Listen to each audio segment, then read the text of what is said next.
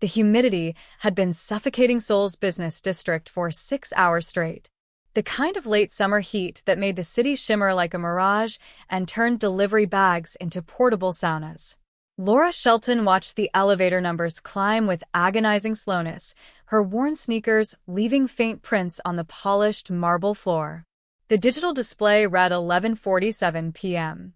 She'd been on the road since noon, library shift until 5, then straight into the delivery app grind.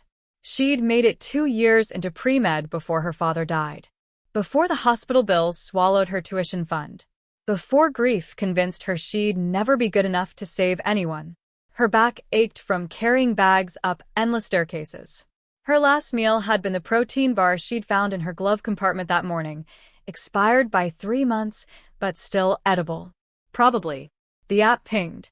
Penthouse 42. Leave it door. 50,000 Korean won's tip.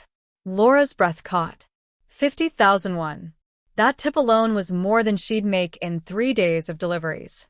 It meant her landlord wouldn't call again. It meant her brother's tuition payment might actually clear. It meant she could buy real food, not just convenience store triangle kimbap. She grabbed the insulated bag from the elevator floor, premium late-night order, the kind of indulgence only someone with serious money would request at midnight. The receipt showed 180,000 Korean wons for what was essentially fancy takeout that would probably sit untouched in some executive's kitchen. The elevator chimed. 42nd floor. Laura stepped into a corridor that belonged in an architectural magazine. Floor-to-ceiling windows framed the city below, a sprawling canvas of neon and shadow, alive and electric. The air conditioning was set to Arctic. Her delivery jacket suddenly felt threadbare. She'd done penthouse deliveries before. They usually had intercoms, cameras, that sterile perfection of spaces designed more for showing off than living in. This one had its door standing open. Just a crack. But enough. Drop it and go, she thought. Text the customer, take a photo as proof, collect the tip, leave. But 50,000 Korean wons. Laura pushed the door wider. Hello? Delivery for. Her voice died. The penthouse was pristine. Untouched. Minimalist furniture that probably cost more than her entire year's rent, abstract art on white walls, a kitchen with marble countertops that gleamed like ice. Everything perfect. Everything silent. Then she heard it. Crying. Not the fussy whimper of tired babies. The raw, desperate wails of infants in distress. 2 voices overlapping, frantic. The thermal bag slipped from Laura's fingers. It hit the floor with a muffled thud, completely forgotten. Hello. Her voice came out stronger this time, medical instinct overriding fear. Is someone hurt? Do you need help? The crying intensified, terrified, relentless. Laura's feet carried her forward, through the living room, past the kitchen, toward an open glass door that led to a rooftop terrace. The city sprawled below, golden hour light bleeding into twilight, painting everything in shades of amber and violet. Then she saw them. 2 infant carriers sat on the terrace's stone tiles, positioned carefully in the shade of a rooftop garden's overgrown greenery. The babies inside couldn't have been more than 6 months old, their tiny faces red and scrunched with anguish, their cries cutting through the evening air like sirens. But it was the man beside them that made Laura's heart stop. He was slumped against the glass railing, one arm wrapped protectively around both carriers, pulling them close to his body. Even in the fading light, she could see the dark stains spreading across his black shirt, too viscous to be sweat, too dark to be anything but blood. His clothing was expensive, designer labels visible, even ruined. She could tell the watch on his wrist cost more than her student loans. Dark hair fell across his forehead. His face bore fresh cuts, one across his cheekbone, another near his temple, still bleeding. And intricate tattoos coiling up his neck from beneath his collar. A dragon's tail, serpentine and deliberate, the kind of artwork that spoke of pain endured and promises kept. Oh my God. Laura dropped to her knees beside him, the stone terrace warm against her palms. Sir, can you hear me? What happened? His eyes opened. Dark, sharp even through obvious agony, filled with something that made her pulse spike. Not just pain. Fear. But not for himself. For the babies. Wrong address. His voice was rough, accented, Korean, with the careful precision of someone who'd learned English later in life. His free hand moved, slow and deliberate, toward his waist. You need to leave. Now. Laura's hands were already assessing his injuries before her brain caught up. Chest wound. Bullet entry, based on the size and clean edges. Still bleeding, but not arterial. He'd survived this long because he'd gotten lucky. Or unlucky, depending on perspective. His skin was too pale, too cold when she pressed her palm against his shoulder. His breathing shallow and labored. You've been shot. You need a hospital. I need to call emergency services. No. The word came out sharp. His hand found what it was reaching for, a handgun, matte black, deadly. The barrel lifted, wavering, pointing at her chest. No police. No hospital. They'll find my children. The babies were screaming now, a sound that clawed at something primal in Laura's chest. She looked at the penthouse behind them, the open door, the perfect, undisturbed interior. He hadn't been attacked here. He'd fled here. Her mind raced. 2 years of medical school before she dropped out. Before her father died from a misdiagnosis, a tired doctor's simple mistake. Before she'd held his hand in that sterile room, making promises she couldn't keep. Before she'd decided she'd never be good enough to trust with someone's life. If I'd just known more. If I'd just been faster. If I'd just been braver. Please. The word left his lips like a prayer, barely audible over the twins' cries. The gun lowered slightly, his strength failing. His gaze moved the babies, then back to Laura. Please. They are innocent. Laura looked at the infants, Hannah and June, she would later learn. Looked at this man who was dying, but still held them close with everything he had left. Looked at the blood pooling beneath him and the desperation in his eyes, and the weapon he could barely hold. Every rational thought screamed at her to run. To call the police. To do the legal thing, the safe thing, the thing that wouldn't destroy what was left of her carefully constructed, carefully small life. But she thought of her father's last words, whispered through an oxygen mask. Don't be afraid to save people, Laura. Even when it scares you. Okay. The word left her mouth before she could stop it. Okay, but we need to move. Can you stand? He nodded. It was probably a lie. Laura looked at the twins, still wailing. Are they yours? Something flickered in his eyes, fierce love cutting through agony. My children. Hannah and June. Then Hannah and June are coming with us. Laura grabbed the first carrier, heavier than expected, and set it carefully where the terrace doors couldn't slam it. Then the second. Her arms burned. She returned to the man, sliding her shoulder under his uninjured side. On 3. My van is in the underground parking. You're going to make it there. Understand? He nodded again, jaw clenched. 1, 2, 3. They rose together. His weight nearly buckled her knees. He was tall, easily 6 feet, solid muscle beneath the blood-soaked designer clothing. He bit back a sound that might have been pain, or might have been a curse. Laura felt him trembling, felt the warmth of his blood seeping through her jacket. Step by agonizing step, they made their way back through the penthouse. Laura kept talking, partly to keep him conscious, partly to keep herself from panicking. I'm Laura, by the way. Laura Shelton. I'm a delivery driver. And a dropout. Pre-med, before I quit. God, I hope I remember enough of what they taught me. Clifton. His voice was rough, strained. Clifton Clark. They reached the elevator. She propped him against the wall and ran back for the babies, grabbing both carriers, her shoulders screaming in protest. She secured them in the elevator, her fingers fumbling with the straps. The twins had quieted to exhausted hiccups, their wide eyes watching her with that unnerving awareness infants sometimes have. It's okay, Laura whispered, though she had no idea if that was true. I've got you. I promise. Clifton had slid down the elevator wall by the time she turned back. Laura hauled him upright as the doors opened to the parking garage. Her van sat in the visitor section, battered, dented, with a check engine light that had been on for 6 months. She'd never been more grateful for its existence. They made it to the passenger side. She shoved him in. He fell more than sat, his head dropping back against the headrest. Laura secured the babies in the back seat, her hands shaking so badly she had to try 3 times to get the carriers fastened. She slammed the driver's door shut and turned the key. The engine coughed, sputtered. "Come on," Laura whispered. "Come on, please." It caught, roared to life. She threw the van into reverse and peeled out of the parking garage, leaving the luxury penthouse and her 50,000 Korean won's tip and her old life behind. Clifton's blood was already soaking into her passenger seat. The twins had started crying again. And Laura Shelton, former pre-med student, current delivery driver, accidental criminal accomplice, had absolutely no idea what happened next. But she knew one thing with absolute certainty.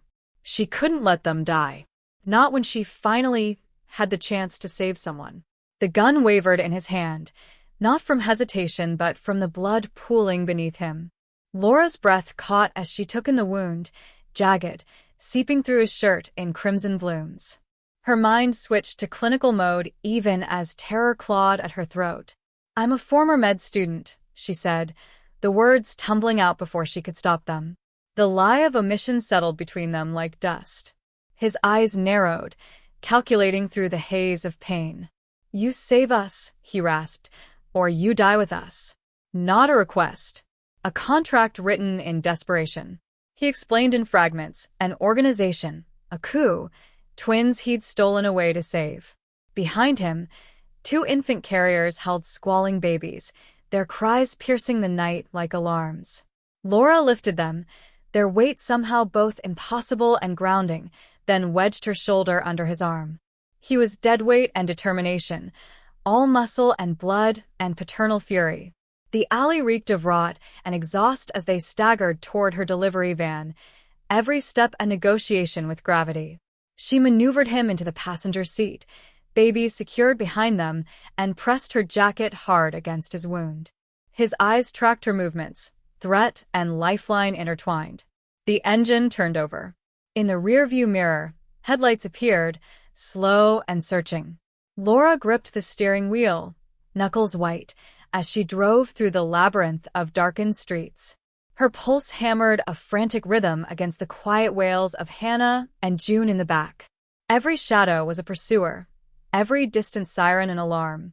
The twins, the blood, the coup, the organization. Her mind cycled through the impossible data points, landing always on the same terrifying conclusion.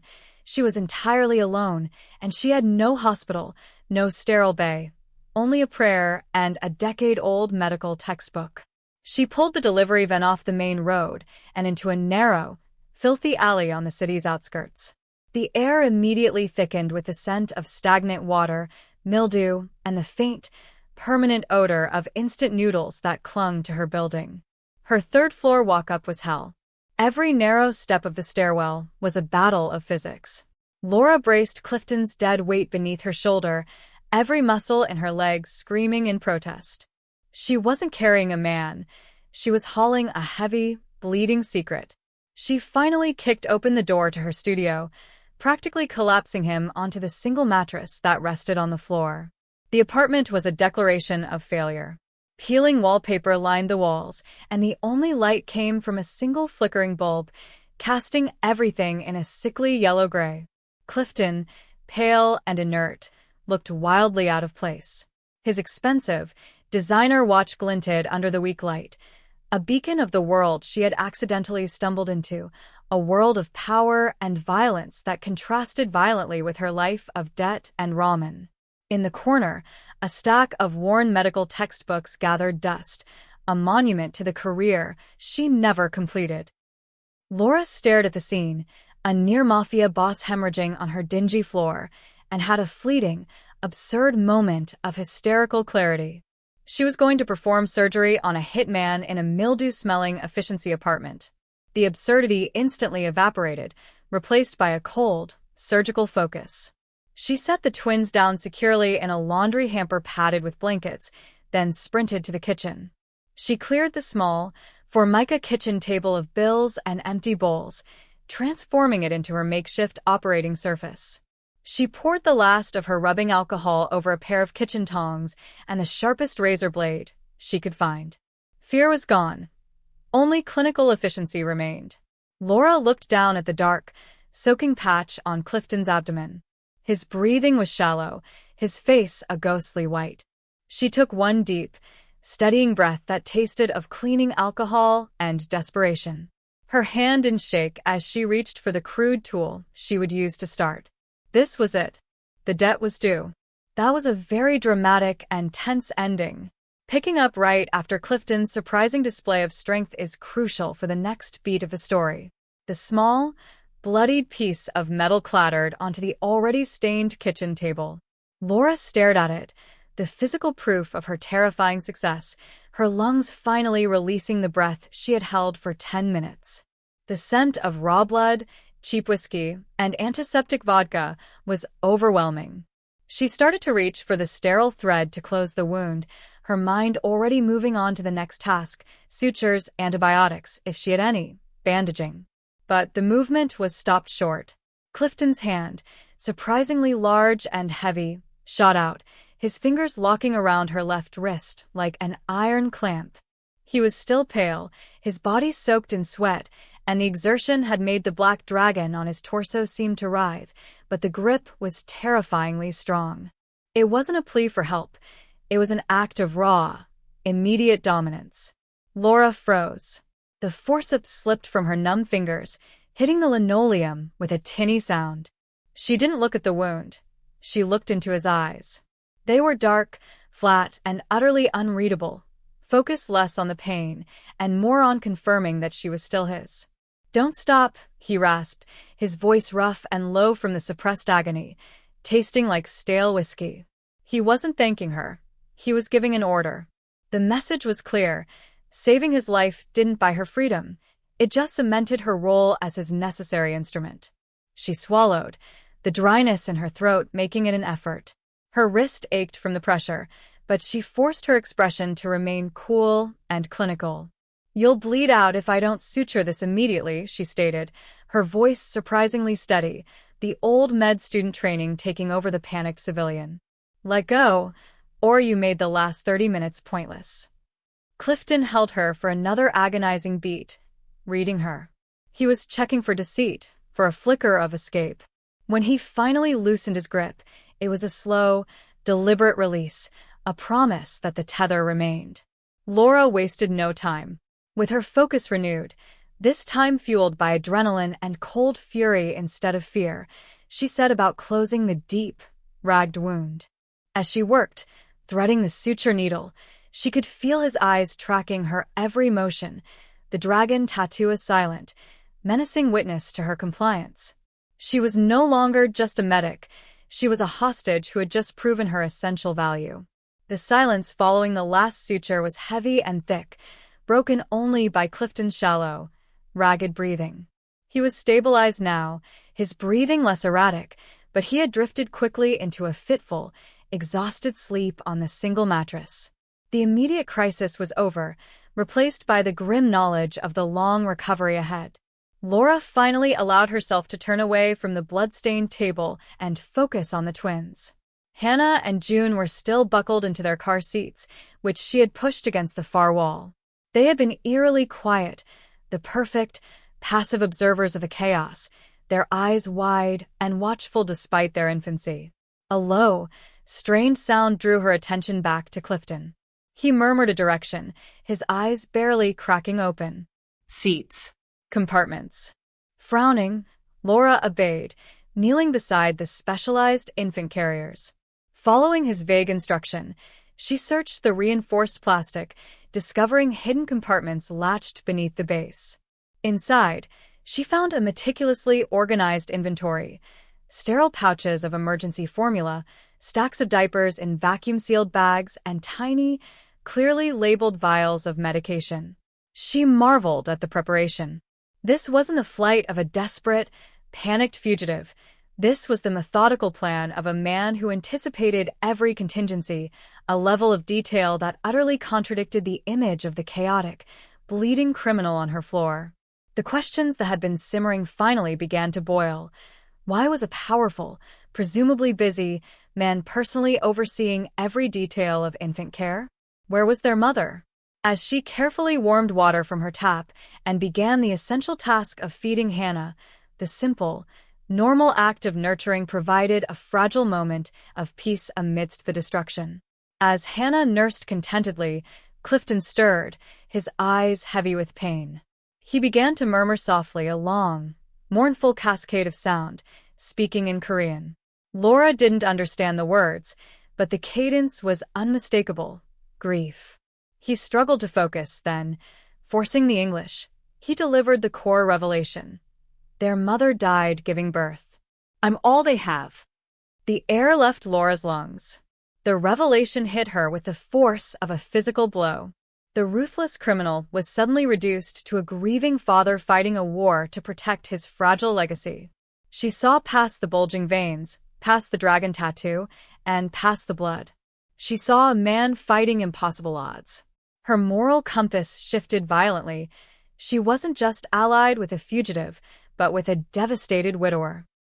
Laura finished feeding Hannah, gently rocking the baby until she slept, the trusting weight of the infant resting against her chest. She looked from the child to the wounded, pale man on the floor. Their survival was now linked not by a gunpoint threat, but by the overwhelming, silent needs of the two tiny witnesses. A terrifying, fragile new family unit, forged entirely by violence and grief, had just begun. Morning light crept reluctantly through the grime on Laura's window, doing little to warm the cramped room. It only served to illuminate the squalor and, more jarringly, the dark, drying bloodstains on the floor near the kitchen table.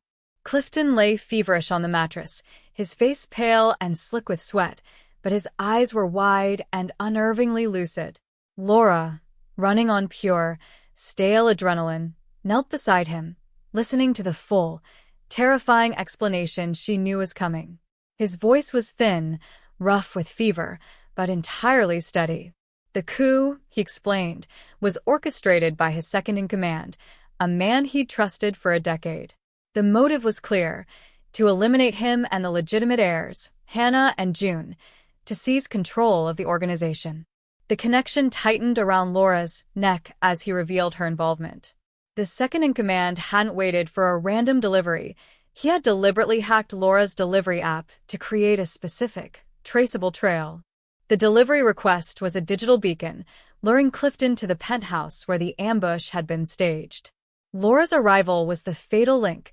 Her presence was meant to ensure the door opened without struggle, and her subsequent death would be neatly blamed on a robbery gone wrong. He confirmed that the fight Laura heard had been him killing 3 assassins just moments before she pulled up, cementing the extreme danger they were in. Clifton gave her a long, hard look, his expression detached. "They know your face now," he murmured, his voice flat. "You should run." For a second, the word freedom seemed viable. But Laura looked past him to the laundry hamper, where the sleeping twins lay unaware of the blood sacrifice already made for them. Running was an illusion. The assassins wouldn't believe the robbery cover story, not once they realized a witness had treated his wound and helped him escape. They would hunt her down to eliminate the witness and ensure her silence. The choice, she realized with a cold certainty that settled deep in her chest, was gone. Her only chance was to see this through. Her survival was inextricably tied to the man who'd nearly bled out on her floor and the infants who now relied on her. Laura pushed herself to her feet, walked to the kitchen, and picked up the small, bloodied bullet she had extracted yesterday, turning the heavy metal slug over in her palm. The tiny, mildew-smelling apartment, she thought, was now their first and most vulnerable fortress. The quiet of the morning, broken only by the soft, rhythmic breaths of the twins, forced Laura into a moment of chilling reflection. The adrenaline of the surgery had finally ebbed, leaving behind not relief, but a hollowed-out clarity. For years, she had carried the deep, rusted weight of her father's death. It was why she had abandoned medical school. The trauma of watching her hero die because a tired, overworked doctor missed a simple diagnosis had become her ghost. She had been utterly convinced she would become that same careless killer, fearing her own inadequacy, her own inevitable fatigue, would one day cost a life. Yet, here in this mildew-smelling apartment, using stolen tools and vodka, she had performed a flawless surgery. Her hands hadn't shaken when she cut. Her focus had been absolute. The successful extraction of the bullet was liberating. It shattered the old fear, proving her competence, her innate ability to heal. But that liberation was instantly replaced by terror. She had used her skill not in a clean operating theater, but in a criminal's hovel, and her success had just tethered her to a world of assassins and coups. She stood over Clifton, who watched her with renewed intensity. "I'm staying," she said, her voice quiet but ringing with finality. She knew he expected her to run, but the sight of Hannah and June had changed the parameters. "It's not for you," she continued, making sure the distinction was clear. "It's for Hannah and June. They deserve a chance at life that isn't dictated by your war." Clifton remained silent for a long moment, studying her. The clinical competence and the principled resolve in her voice earned her a new respect that transcended their coercive beginnings. "You have a choice," he rasped, his eyes shadowed with pain and fever. "But know the price. You'll have blood on your hands before this ends." It was a warning that she would have to violate her oath to survive. Laura met his gaze, unflinching. "I already do," she said, her words stark and low, acknowledging the 3 bodies he'd left behind and the life she had just saved. In that single, brutal exchange, the unspoken alliance formed. It was a covenant of necessity, bound by the fragile lives of the twins. The time for philosophical debate was over. "What's the first step?" she asked, shifting from physician to partner in crime. "We need to move. You need real medicine. And we need to know what your second-in-command is doing now." The small, cracked screen of Laura's cheap phone flashed violently on the counter, startling her out of her exhausted vigil. The buzzing sound was low, insistent, and utterly terrifying. She snatched it up, her blood chilling instantly as she scrolled through the inbound data. The messages were not texts, but high-resolution surveillance photos of her apartment building, time-stamped just hours ago. A grainy shot of the fire escape, a close-up of the alley entrance, even a distorted reflection in the third-floor landing window. The message was unmistakable. The enemy wasn't just coming. They were closing in, marking their prey. Clifton, despite the visible sheen of fever on his brow, sensed the shift in the atmosphere. He struggled to prop himself up on one elbow, the effort costing him a groan, but the flicker of the crime lord, the strategist, returned to his eyes. He confirmed her grim assessment. They were exposed. He had loyal people in his organization, remnants of the old guard he could have called, but contacting them now was suicide. Any incoming communication would instantly expose their precise location. They needed time, not reinforcements. Laura's mind, sharp with clinical urgency and born of street survival, desperately sought a weakness in the system that had trapped her. She tapped her phone, staring at the familiar interface of the delivery app. "The hack," she whispered, a dark idea forming.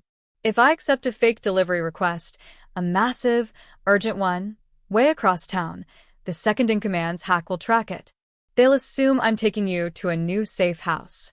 Clifton watched her, the spark of respect in his feverish eyes turning into something akin to genuine admiration. He remained silent as she quickly set up the decoy, her fingers flying over the keyboard, punching in a bogus address miles away. She was buying them a ghost trail, a few precious hours of misdirection. He observed her efficient movements. She fed Hannah a few frantic ounces of formula, gently repositioned his dressing, her professional gaze flicking incessantly between his pale face and the door. "You're wasted as a delivery driver," he observed, the compliment edged with weariness. "You have the instincts of a planner." Laura gave a quick, bitter laugh, a sound that held no humor, only exhaustion and fear. "And you're wasted as a crime boss," she countered, adjusting a cool, damp cloth on his forehead. With this level of meticulous planning for the twins, you should be a stay-at-home dad. The moment of gallows humor was brief, swallowed immediately by the tension tightening the air. They had bought time, but the clock was already ticking down to zero. The assassins would realize the ruse soon enough, and then the real hunt would begin. Clifton's skin was no longer slick with mere sweat. It was hot, dry, and terrifyingly flushed. His breathing was shallow and fast, and the thread-thin pulse beneath Laura's fingers was a frantic drumbeat of decay. The truth, raw and brutal, hit her: sepsis. She ripped the old dressings away, confirming her worst fear. She had missed a fragment of the bullet, a tiny, jagged piece of metal buried deep in the tissue, actively poisoning him. The choice was an impossible equation. If she waited, the infection would kill him within hours. If she operated now, the stress of the trauma, compounded by the fever, might kill him instantly. The twins sensed the mortal danger, their inconsolable wailing cutting through the squalid air, amplifying the stress to an unbearable pitch. Laura looked at the screaming infants, then at the dying man. Waiting was surrender. She rejected it. She had to try. She would operate immediately. She worked with furious speed, her face inches from the wound. She was wrist-deep in Clifton's side, the forceps probing blindly, fighting the darkness and the clock. Her focus was absolute, ignoring the frantic chaos of the infants. Then, a new sound, cold and utterly definitive, intruded. Footsteps on the stairs. Slow. Heavy. Deliberate. They had found them. Clifton's eyes snapped open, a brief, terrifying flash of alertness. With a last, agonizing surge of willpower, he dragged his pistol from beneath the mattress and pressed the cold metal into Laura's free hand. "Finish the surgery," he rasped, his voice a barely audible plea. "I'll handle them." But his body was a lie. He could barely sit up. The gun was a desperate, symbolic transfer of defense. Laura's hands were a chaotic mess of blood, antiseptic, and sweat. The forceps finally snagged something hard and jagged. She held the elusive bullet fragment tight in the grip of one blood-soaked hand, while the other, the healer's hand, now clutched the weight of the pistol. A sickening crash echoed from the doorway. The wood began to splinter under heavy, determined force. Time fractured. Laura ignored the sound of the door giving way. Her mind burned only on the final task. She pulled, felt the tearing relief of the fragment coming free, and threw the bloody forceps aside. In the same fluid motion, the instrument of healing was dropped for the instrument of violence. She had never fired one before, but there was no time for hesitation. The door burst open, violently splintering inward, revealing the dark silhouette of the first assassin filling the frame. Laura, covered head to toe in a slick sheen of blood, raised the pistol, the screaming twins echoing the moment of no return. Laura didn't aim. Her shot was blind, a pure spasm of defense, adrenaline overriding fear. The report of the pistol in the tiny room was deafening. The first assailant, halfway through the splintered doorway, pitched forward, dropping with a wet, heavy thud. Before Laura could process the blinding pain in her ears, Clifton, despite the life draining out of him, mustered his last reserves of energy, levering the gun in his hand. A second shot cracked, and the second assassin crumpled. The third, seeing the impossible resistance and the damage done, fled, wounded, his heavy footsteps fading down the stairwell. A crushing, absolute silence crashed down. Laura's ears rang painfully. The sound of the twins' hysterical wails seemed distant. Her whole body was shaking, her hands trembling violently around the still-warm pistol. She didn't look at the bodies. She shoved the gun onto the table and immediately returned to Clifton, the physician overriding the accidental killer. He was pale, barely breathing, his eyes glazing over. She stitched frantically around the newly cleaned wound, fighting to close the hole he had just risked his life to keep open. Clifton lost consciousness beneath her fingers, his exhausted body finally surrendering.